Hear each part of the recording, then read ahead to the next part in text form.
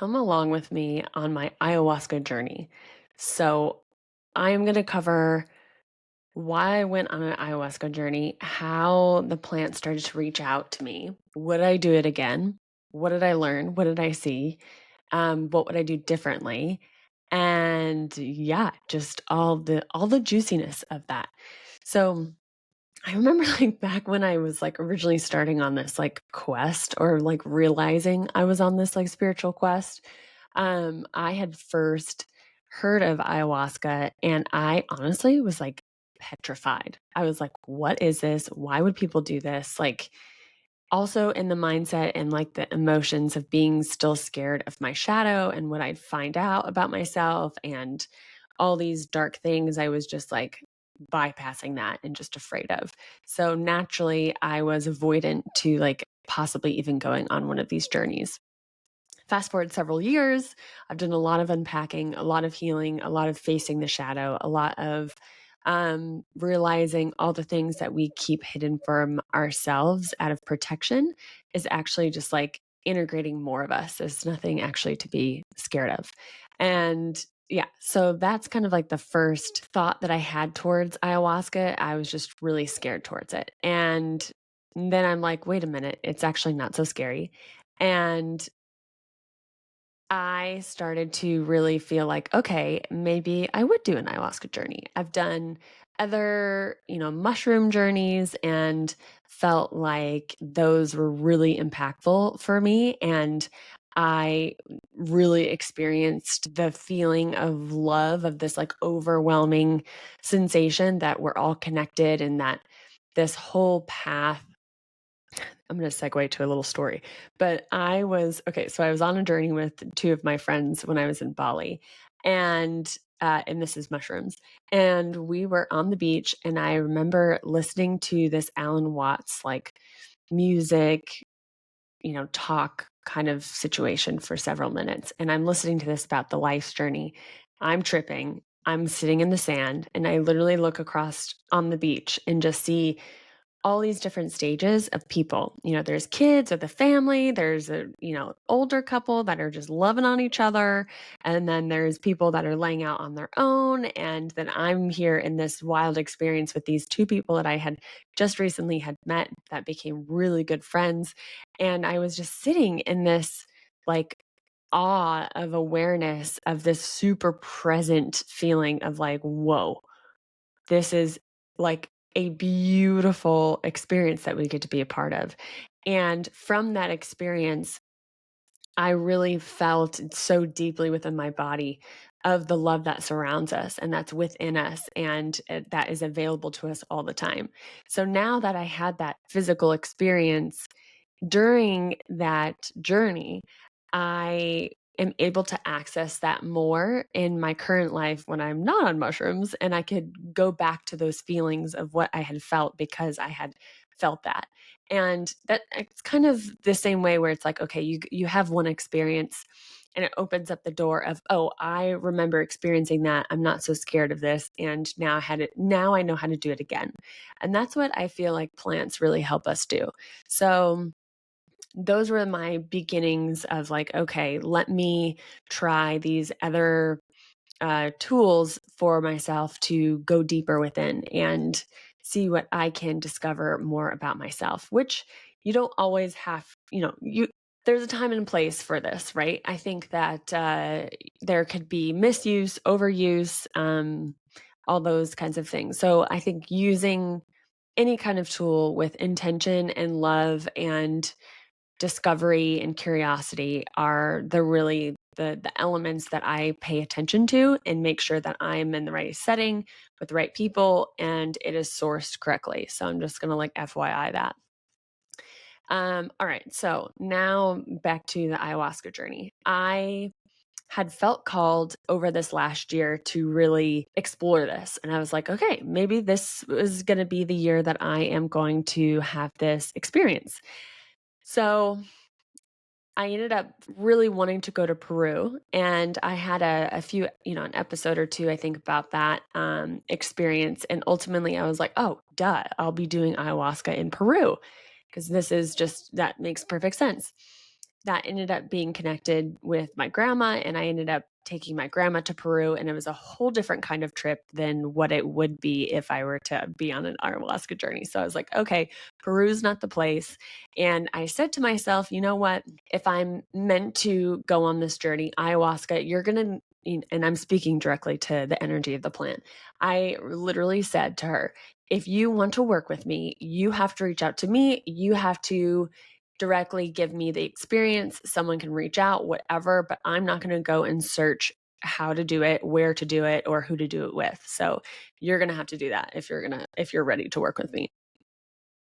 I shit you not, like, not even 2 weeks after that or less, I get a message from my friend, and she was at the time, I was going to Mexico right after Peru, like, a week after, and, she was already in Mexico City and had an amazing session with this guy, and for an emotional release massage. And he had said, "Oh, if you're interested of doing ayahuasca journeys, I host these, and I would, I'm inviting you to one."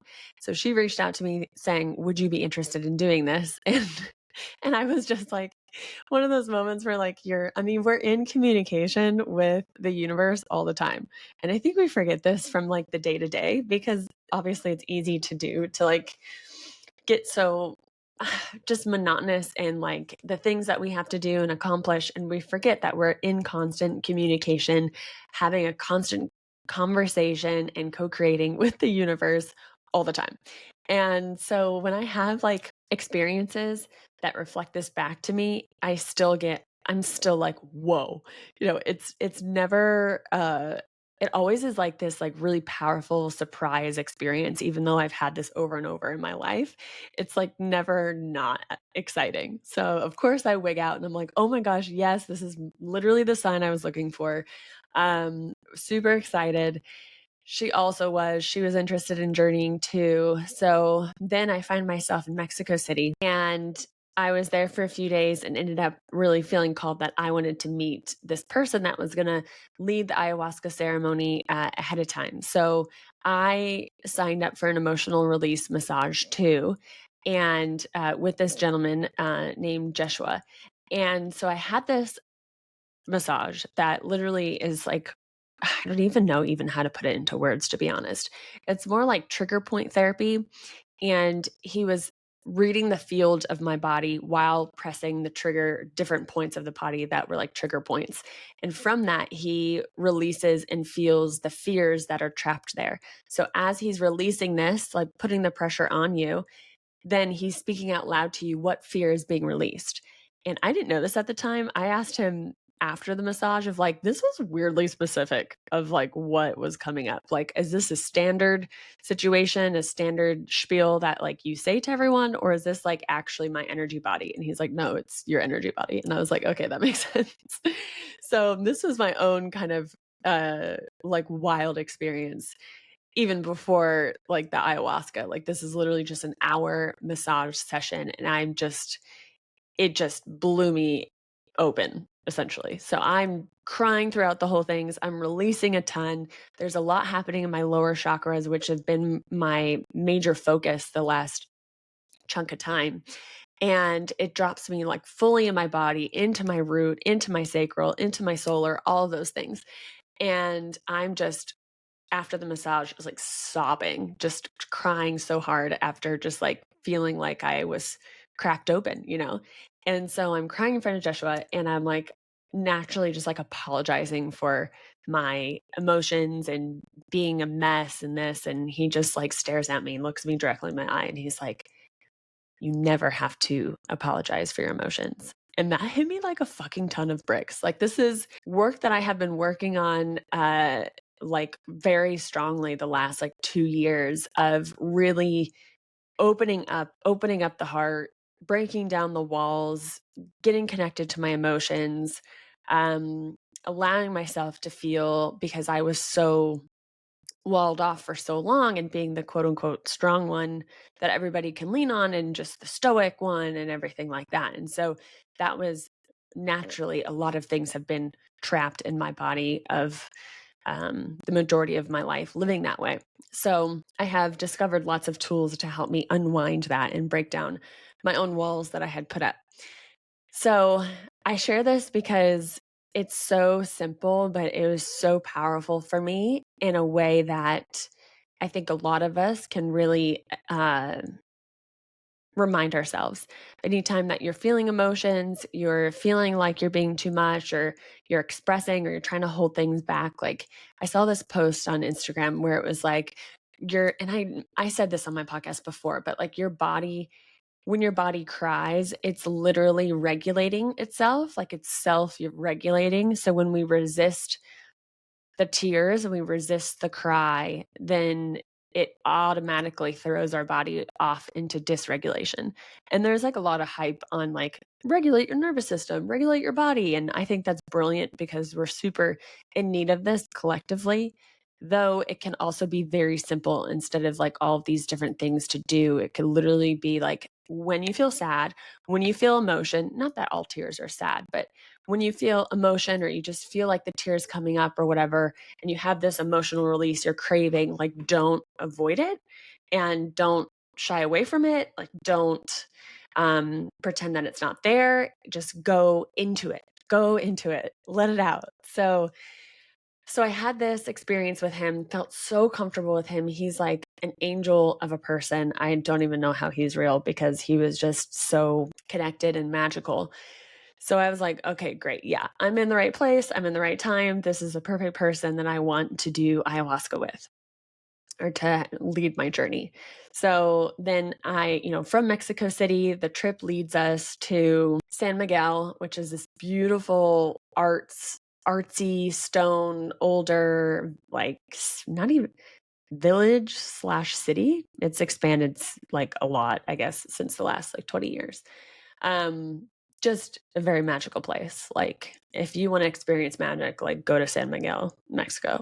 After that, we went to this small town called Tula, and this is where the ayahuasca ceremony was going. So Tula is really small, and we wouldn't have gone there on our trip in Mexico hadn't it been for this journey, this experience that was planned.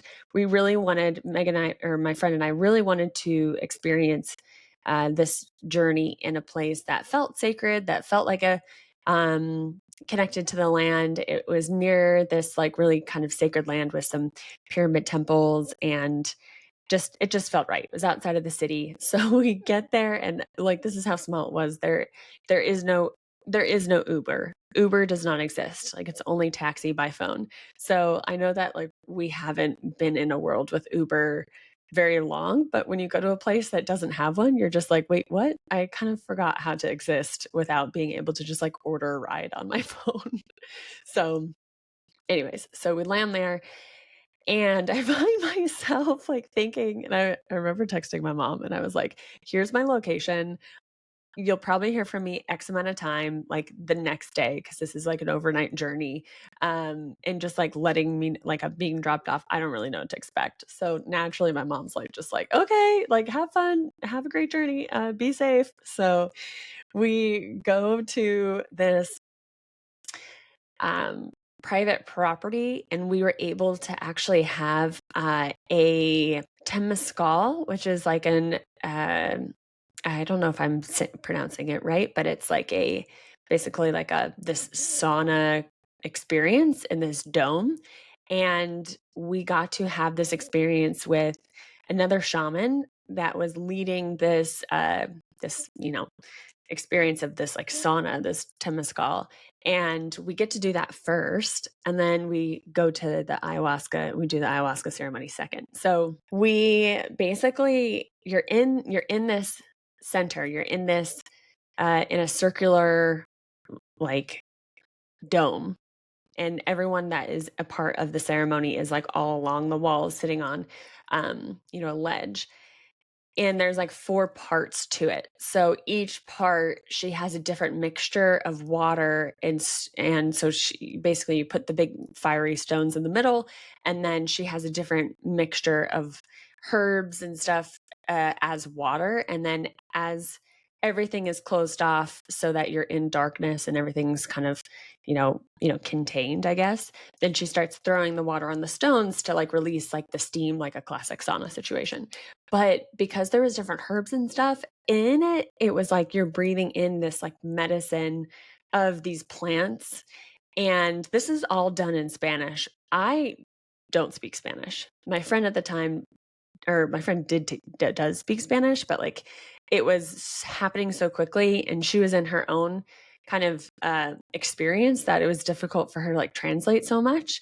But this is what is so cool, and I've experienced this like several times throughout many different times of my travels, is that even though when you don't speak like the language that is being spoken to you, there's this like transference of energy or understanding that like without really logically knowing.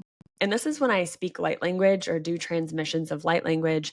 This is kind of the same thing. It sounds maybe like gibberish, but your body and your soul kind of has this like knowing and resonance of like what this is, and you just receive it.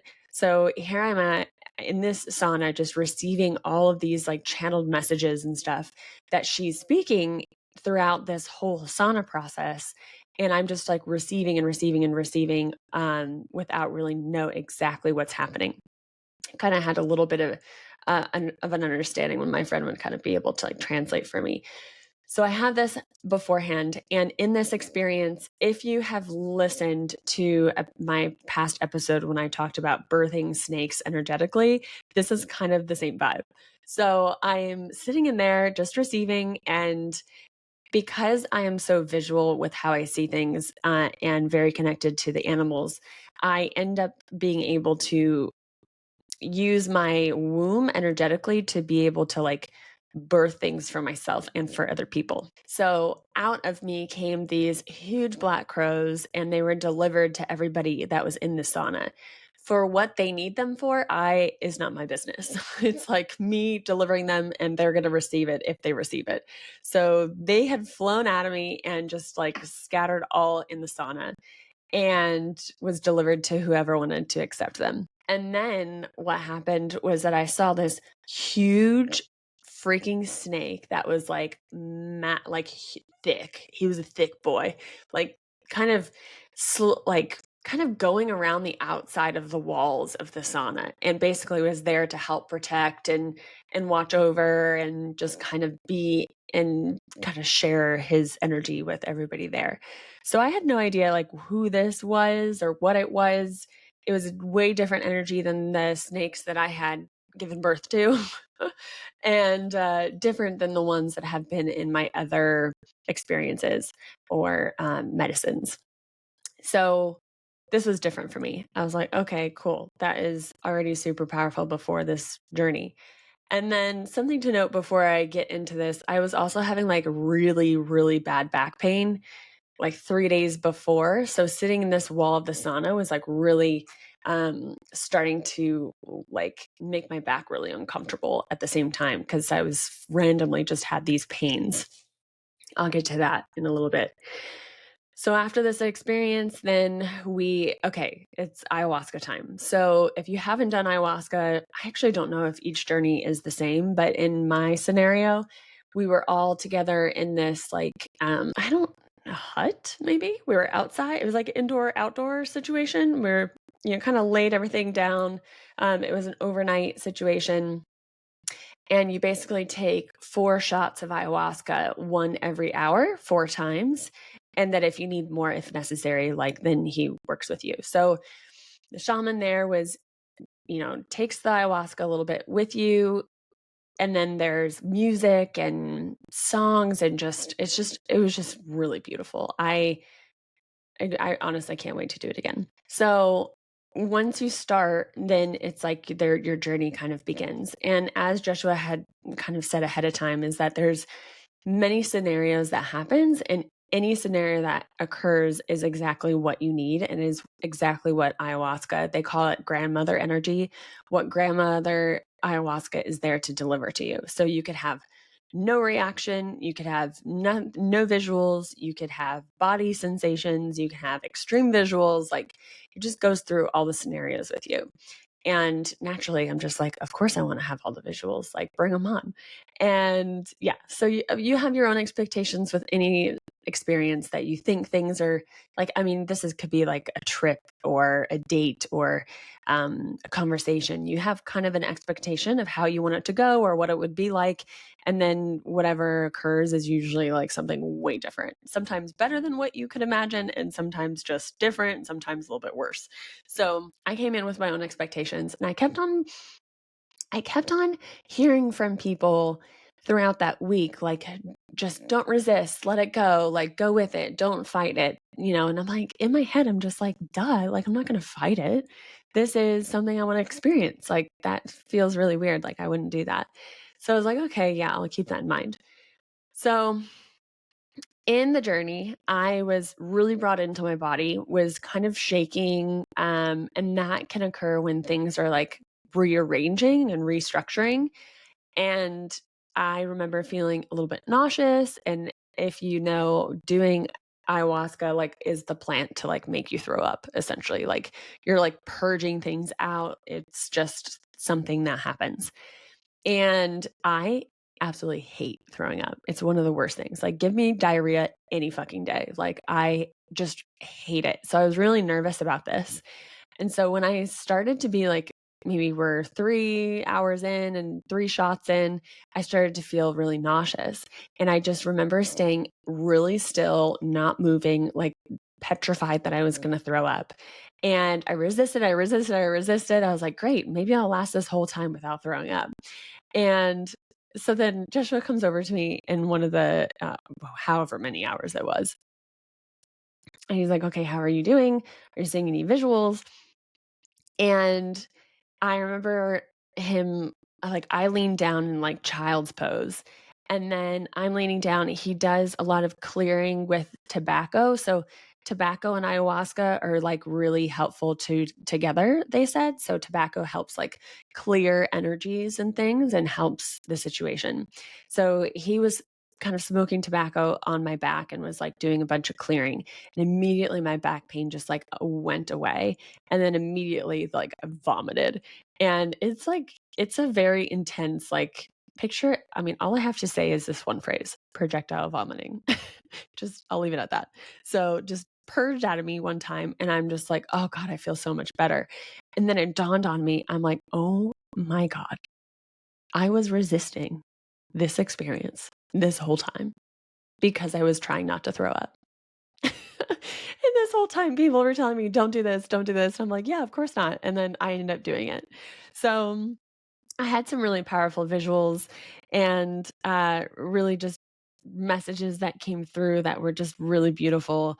And just all in all, felt really grateful for the experience. And what Joshua had said is that like the ayahuasca journey isn't actually going through the journey, taking it. The journey actually starts the day after you have the ceremony. The journey starts day one from you doing ayahuasca onward. So it helps restructure things, reveal things, and your life will just naturally start to really shift and change just based on this experience. And I had several conversations with my friend about this because, at some on some level, we had different expectations of what we would experience. And it was like, okay, well, maybe not as much happened as what I thought it would, or it wasn't as powerful as I thought it was going to be. And it really makes me think, if we have these, say what we give value to of an experience is like, oh, I have all these visuals and sensations, and that means something really worked. But that could be not the case. Like, you could have really powerful energy work done or have a really powerful experience and you not have that. It's like when things are worked on in your energy field or spirit and you don't feel it or see it right away, you think that it isn't working or it didn't work or is a sham. And you're kind of like not really allowing the experience to be like revealed to you. So it was just a thought that I was having where it's like we expect these really profound moments, and really the profound moments are in these like small nuance situations. And Yeah, so I was just reflecting on that with myself. So the visuals that I had was like a lot of me in the dirt and as roots, and my intention going into this was to unlock parts of myself. And this has been a phrase that has popped up um and working with me in the last, I guess, since Mexico, to be honest. So since this experience, it was just like, this is the phrase that I'm working with, is unlocking parts of me, things that have been locked up from myself, from other people, from other lifetimes. It's like I'm going through this like unlocking process. So I go in with that intention, and seeing the visuals that I saw was like this very like hot Harry Potter, like moving locks, that the moving locks were actually snakes. And I'm seeing all these things trying to open. But then as soon as they open, I open up my eyes and like I resist the whole thing. And I'm like, what's going on? And so it was like repeatedly over and over doing this, and then realizing like, oh, holy shit, I'm resisting this whole thing.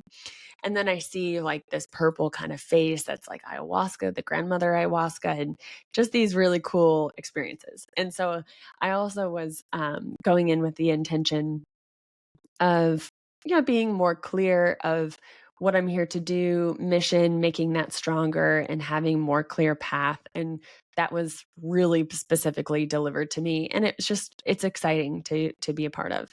And so another thing that Joshua had said was that basically ayahuasca, because sometimes you don't have all these experiences that you want, or this aha moment that you're waiting for. But sometimes we have so many walls up against us, and our body is resisting it. Our mind, our spirit is like, what the fuck is going on? So, what happens when the first time you take ayahuasca, it's kind of like he explained, like an ice pick, like picking at the ice. And so, when you do one experience, it can only go down so far into the thick ice. So, when you do it again, and to be honest, I thought having an ayahuasca journey was just like a one and done situation. I had no idea that it could be like this repeating experience that can show you more and more and more as you go. So that was really interesting. I learned a lot in this. And this is kind of like the style of what I do. Like I just kind of jump 2 feet in. And I'm just like, we're going to figure it out. It'll be fine. So this is kind of like what just, yeah, how I naturally do things. So when you come back the second time, after the first journey, then you're say like you've already like picked down 2 feet. So now that's the new starting point. So then you get to kind of pick down even deeper. And this is it to like access different things within yourself. Everybody gets different messages and different experiences, and looking for something out of this, then, each is different. Each is exactly what you're in need of. So yeah, and I just had a lot of confirmation from the people that had ran this, ayahuasca ceremony, and not that we ever need confirmation from others of what we already know about ourselves, but I will say that it is extremely validating in a way where you are really seen by somebody for, like, exactly who you are. When someone can really see you in ways that you haven't really been seen or perceived before, it's powerful. And this is why relationships and friendships and being around the right people who actually really see you and all of your magic and all of your possibilities and all your gifts and abilities, like if you can really be seen, it freaking turns things on for you. Let me tell you that. So I have been really reaping those benefits since Mexico, of really feeling that, feeling witnessed, feeling like, yeah, this is your path. This is the mission. This is the gift. Like, this is what you need to do. And it has just a ton to do with my voice and speaking truth, and speaking anything that comes to mind, and using these codes within my voice to unlock other parts of you, of the listeners, of people I work with, and ultimately it's my goal to really ignite this, turn the lights on for women to just really be like, fuck yeah, like I'm going to live the life my soul intended. Like I'm going to live this fully, full out. Like I'm going to remember, I'm going to go on my quest and my search to remember and to get connected to this and really just fuck some shit up. So Yeah. Anyways, so this is the journey of the ayahuasca, and I will definitely be doing it again. I'm really excited what the next time and the next experience will kind of reveal to me and what I'll need at that point.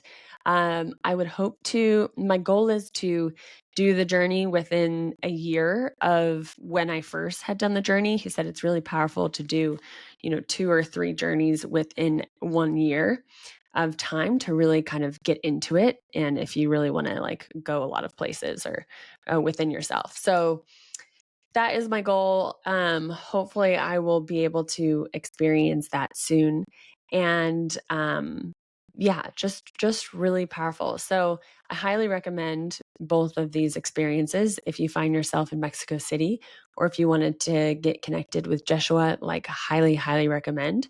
And if you have been reaching out, if ayahuasca has really been kind of tugging at you, or you're curious about it, you're thinking about it, highly recommend doing it with him.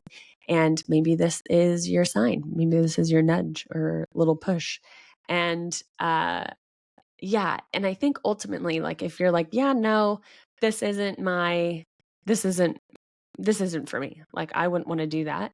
I will tell you a few lessons just in general that like I had learned from this. And really, it's like don't be afraid.